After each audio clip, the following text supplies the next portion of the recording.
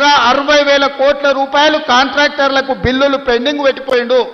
ఉచిత కరెంటు బిల్లులు 20,000 కోట్లు విద్యుత్ శాఖకు పెండింగ్ పెట్టిపోయిండు. ఇట్లా చెప్పుకుంటూ పోతే ఫీజు రియంబర్స్మెంట్, షాదీ ముబారక్, కళ్యాణ లక్ష్మి ప్రతి దగ్గర దొరికిన కాడల్లా అప్పు చేసిండు, అందిన కాడల్లా టోపీ పెట్టిండు. మొత్తానికి 8,29,000 కోట్ల రూపాయల అప్పు నా నెత్తి మీద మోపి బట్టి విక్రమార్క గారి నడుము వంగిపోయే పరిస్థితి రాష్ట్ర వ్యవస్థను, ఆర్థిక వ్యవస్థను మాకు అప్పచెప్పింది. రూపాయలు ఖర్చు పెట్టిన రాష్ట్రం తెలంగాణ రాష్ట్రం. ధైర్యంగా పైసకు లెక్క చెప్తా రేపు అసెంబ్లీలో.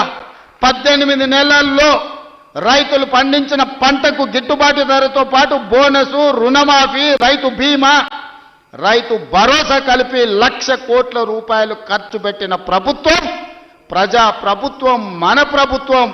ధైర్యంగా గ్రామాలకు వెళ్ళి చెప్పండి. ఏ గ్రామంలో అయినా సవాలు విసురుదాం. ఆ 10 సంవత్సరాలలో వాళ్ళు చేసిన రైతు రుణమాఫీ ఎంత, ఒక్క సంవత్సరంలో మనం చేసిన రైతు రుణమాఫీ ఎంత. గ్రామ సభలు పెడదాం, గ్రామాలలో చర్చ పెడదాం.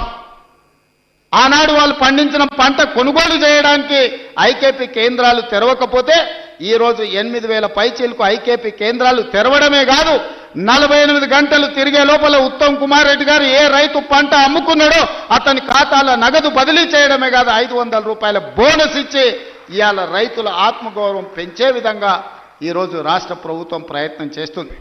ఆనాడు ధరణి పేరు మీద దోపిడీ చేస్తే, ధరణి కొంతమంది దోపిడీదారులకు చుట్టమైతే భూభారతి చట్టాన్ని తెచ్చి పేదలకు అండగా నిలబడి ఈరోజు పొంగులేటి గారు గ్రామాన గ్రామ సభలు పెట్టి రైతుల సమస్యల్ని పరిష్కరించే ప్రయత్నం చేస్తున్నాం.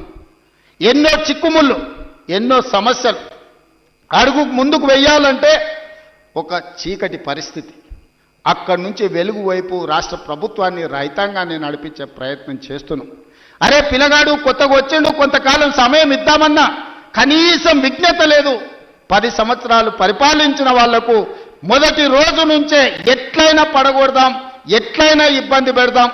విద్యార్థులు చచ్చిపోతే సంతోషంతో నృత్యాలు చేస్తారు, రైతులు చచ్చిపోతే సంతోషంతో వాళ్ళు ఇవాళ చేస్తున్నారు. ఎక్కడైనా బస్సు కింద పడేవారని చచ్చిపోతే వాళ్ళకు ఆనందమే, ఎక్కడైనా ఆహార కలుషితమైపోయి విద్యార్థులు చచ్చిపోతే వాళ్ళకు ఆనందమే, ఎక్కడైనా రైతు ఆత్మహత్య చేసుకుంటే వాళ్ళకు ఆనందమే. ఎందుకంటే వీళ్ళ చావుల పునాదుల మీద అధికారం అల్కగా ఎక్కువచ్చన్న ఆలోచన, దుర్మార్గమైన దురాలోచనతోటి ఈరోజు ప్రతిపక్ష పార్టీ పనిచేస్తున్నది. అరే కొంతకాలమైన సమయం ఇయ్యరా, సరిదిద్దుకోవడానికి అవకాశం ఉండదా? 5 ఏళ్ల కోసం ఎన్నికైన ఈ ప్రభుత్వం ప్రజల కోసమే పనిచేస్తుంది కదా. ప్రతినిత్యం మీ మధ్యలోనే ఉన్నాం కదా. ఎక్కడైనా ఫామ్ హౌస్లో పండుకున్నామా, ఎక్కడైనా దాచుకున్నామా? లేం కదా, మీ మధ్యలోనే ఉన్నా కదా. ఎవరు వచ్చినా కలుస్తున్నాం కదా. నేను కానీ మా మంత్రులు కానీ ఏ ఒక్క రోజైనా ఈ రైతాంగాన్ని కలవకుండా, మా ఎమ్మెల్యేలు గ్రామాలు తిరగకుండా ఎక్కడైనా ఉన్నారా ఈ 18 నెలల?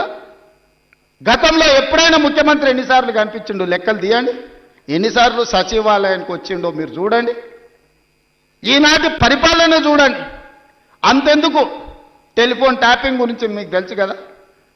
భార్యాభర్తలు మాట్లాడుకుంటే కూడా ఫోన్ లేని పరిస్థితి ఆయనలో ఉండే. ఇవాళ మమ్మల్ని బహిరంగంగా వచ్చి ఏమన్నా దూషించినా ఫోన్లలో మాట్లాడుకున్నా మీకు అందరూ స్వేచ్ఛగా లేరా? ఫోన్లలో భయపడుతారు ఇప్పుడు మాట్లాడానికి. గతంలో ఎట్లుండే, ఇవాళ ఎట్లుంది? ఈ స్వేచ్ఛ 4 కోట్ల తెలంగాణ ప్రజలకు వచ్చిందా, రాలేదా? తెలంగాణ ప్రజలు కోరుకున్నదే స్వేచ్ఛ కదా, సామాజిక న్యాయం కదా, సమాన అవకాశాలు కదా. ఈనాడు కులగణన కావచ్చు, లేకపోతే ఎస్సీ వర్గీకరణ కావచ్చు. ఇవాళ మంత్రివర్గంలో 4 దళితులు, ఒక స్పీకర్, 5 మంది ఉన్నారు. ఆ ఎల్లా ఒక ఏకలింగం ఉండే, ఆ ఎల్లా ఏకలింగం ఉండే ఆ ప్రభుత్వంలో. ఇవాళ ఈ వేదిక మీద 5 మంది ఉన్నారు, 4 మంత్రులు, ఒక స్పీకర్, దళిత సామాజిక వర్గం నుంచి ఇవాళ ఈ వేదిక మీద కూర్చున్నారంటే సామాజిక న్యాయం అనేది కాంగ్రెస్ పార్టీతోనే సాధ్యమవుతుంది. సమాన అవకాశాలు ఈ ప్రభుత్వంలోనే ఉంటాయి.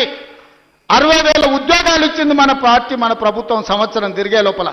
నేను ఛాలెంజ్ చేస్తున్న భారతదేశంలో స్వతంత్రం వచ్చినప్పటి నుంచి ఏ రాష్ట్ర ప్రభుత్వమైనా, ఉమ్మడి రాష్ట్రంలో కూడా ఆనాడు ఆంధ్రప్రదేశ్లో కూడా ఒక్క సంవత్సరంలో 60,000 ఉద్యోగాలు ఇచ్చిన చరిత్ర లేదు. మన ప్రభుత్వం 60,000 ఉద్యోగాలు ఇవాళ ఇచ్చింది. శాఖల వారిగా నేను లెక్క చెప్తా. ఒకప్పుడు ఉద్యోగాల కోసం తెలంగాణ ఉద్యమమే వచ్చింది. ఒకప్పుడు నోటిఫికేషన్ల కోసం లక్షలాది మంది విద్యార్థులు రోడ్ల మీదకి వచ్చిండ్రు. కానీ మన ప్రభుత్వం వచ్చిన తర్వాత అన్నా నోటిఫికేషన్లు ఎక్కువైతున్నాయి, కొంచెం ఆలస్యం అన్నీ చదువుకోవాలంటే కష్టమవుతుందా, అశోక్ నగర్లో ధర్నాలు చేసిర్రు. ఆనాటికి ఈనాటికి ఉన్న తేడాను మీరు గమనించండి. ఆ పిల్లల భవిష్యత్తు కోసమే ఈ ప్రభుత్వం ఉంది. మీరే ఈ దేశ ఈ రాష్ట్ర భవిష్యత్తు మీకోసమే ఈ ప్రభుత్వం పనిచేస్తుంది. మీ భవిష్యత్తును తీర్చిదిద్దాలన్నదే మా ఆలోచన. మాకేముంటుంది, మేము అన్ని సాధించినాం, మాకు రావాల్సిన అవకాశాలన్నీ మాకు వచ్చినాయి, ఇంకా మేము కొత్తగా సాధించేది ఏం లేదు. మాకు ఆనందాన్ని ఇచ్చేదే మీ భవిష్యత్తు. మిమ్మల్ని తీర్చిదిద్దుతే మేము విజయం సాధించినట్టే. ఇవాళ మీ అందరి కోసం ఈ రైతుల పిల్లలే ఈరోజు వ్యవసాయ శాఖ యూనివర్సిటీలో చదువుకుంటున్నారు.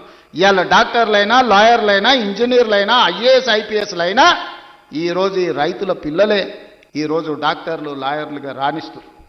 ఇవాళ ఐఏఎస్లలో మన వాళ్ళు ఉండాలి, సివిల్ సర్వీసెస్లో ఉండాలని ఢిల్లీకి వెళ్ళి చదువుకుంటున్న విద్యార్థులకు రాజీవ్ గాంధీ గారి పేరు మీద వాళ్ళకు ఆర్థికంగా సాయం అందించాలి. పేదోళ్ళ పిల్లలు ఢిల్లీలో వెళ్ళి చదువుకోవాలంటే కష్టంగా ఉందంటే సివిల్స్కు ప్రిపేర్ అయ్యే వాళ్ళకు 2 లక్షల రూపాయలు చదువుకున్న పిల్లలకు ఆర్థిక సాయాన్ని మన ప్రభుత్వం అందించింది. ఎందుకంటే పేదోళ్ళ పిల్లలు ఈ దేశంలో ఐఏఎస్లు, ఐపీఎస్లు, ఐఎఫ్ఎస్లు అయితే ఏ రాష్ట్రంలో అయినా ఉండని, ఏ కేంద్ర ప్రభుత్వంలో అయినా పనిచేయని, పుట్టిన ఊరికి ఏదన్నా చెయ్యాలనే లక్ష్యంతో పనిచేస్తారని ఆ పిల్లల్ని సివిల్ సర్వీసెస్ వైపు మనం ఈరోజు ప్రోత్సహిస్తున్నాం. అందుకే ఈరోజు ప్రతి శాఖను ప్రక్షాళన చేసుకుంటూ వస్తున్నాం. ప్రతి ప్రయత్నం చిన్న చిన్న తప్పులు ఎక్కడైనా దొర్లినా ఎంబడే సరిదిద్దుకొని వాటిని ముందుకు తీసుకెళ్తున్నాం. మిత్రులారా, ఇవాళ తెలంగాణ రాష్ట్ర ప్రజలకు ఇదొక సంతోషకరమైన శుభదినం. 8-9 రోజుల్లో 9,000 కోట్ల రూపాయలు రైతుల ఖాతాలో పడుతున్నాయంటే నిజంగా రైతులు ఎవరి దగ్గర చెయ్యి చాల్చాల్సిన పని లేదు. ఏ పెట్టుబడికైనా ఇంతకుముందే పెద్ద ఆయన వచ్చి చెప్పిపోయిండు, సార్ ఉత్త ఒడ్లే కాదు, కూరగాయలు పండిస్తే లాభం ఉంది, మొక్క పండిస్తే లాభం ఉంది, ఆలుగడ్డలు పండిస్తే లాభం ఉంది, నేను పెట్టుబడి పెట్టిన దానికంటే నాకు అధికంగా లాభం వచ్చింది, డ్రిప్ ఇవ్వాలని పెద్ద ఆయన వచ్చి చెప్పిపోయిండు. దాని నుంచి మనం నేర్చుకోవాల్సిన అవసరం ఉంది.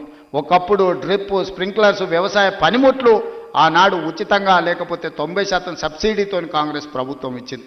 ఇవాళ అవన్నీ మాయమైపోయినాయి. అందుకే మళ్ళీ వ్యవసాయ శాఖ మంత్రి గారికి నేను సూచన చేస్తున్నా, వ్యవసాయ పనిముట్లను రైతులకు అందించి మంచి పంటలు పండించడానికి అవసరమైన కమర్షియల్ క్రాప్స్ను ప్రోత్సహించాల్సిన అవసరం ఉంది. ఎందుకంటే వ్యవసాయం లాభసాటిగా కావాలి. వ్యవసాయం వ్యవసాయ కుటుంబంలో 4 ఉంటే ఒకరు కుటుంబాన్ని చూసుకోవాలి, ఒకరు వ్యవసాయం చూడాలి, ఒకరు ఉద్యోగం చేయాలి, ఇంకొకరు వ్యాపారం చేయాలి. అప్పుడే ఆ కుటుంబం ఆర్థికంగా నిలబడుతుంది, అప్పుడే రాష్ట్రం అభివృద్ధి పదం వైపు నడుస్తుంది. రాబోయే 10 సంవత్సరాలలో తెలంగాణ ఎకానమీని $1 ట్రిలియన్ ఎకానమీ చేయాలంటే వ్యవసాయం లాభసాటిగా మారాలి. రైతుల పెట్టుబడికి 2 లాభం వచ్చినప్పుడే తెలంగాణ రాష్ట్ర ఆర్థిక వ్యవస్థ అభివృద్ధి పదం వైపు నడుస్తుంది. మరి తెలంగాణ రాష్ట్ర ఆర్థిక వ్యవస్థ అభివృద్ధి పదం వైపు నడపాలంటే పరిశ్రమలు పెట్టే వాళ్ళకు సబ్సిడీలు ఇవ్వడమే కాదు, పరిశ్రమలు పెట్టే వాళ్ళకు భూములు ఇవ్వడమే కాదు, వ్యవసాయం చేసుకుంటున్న పేద రైతులకు కూడా సబ్సిడీలు ఇవ్వాల్సిన అవసరం ఉంది. ఇన్సెంటివ్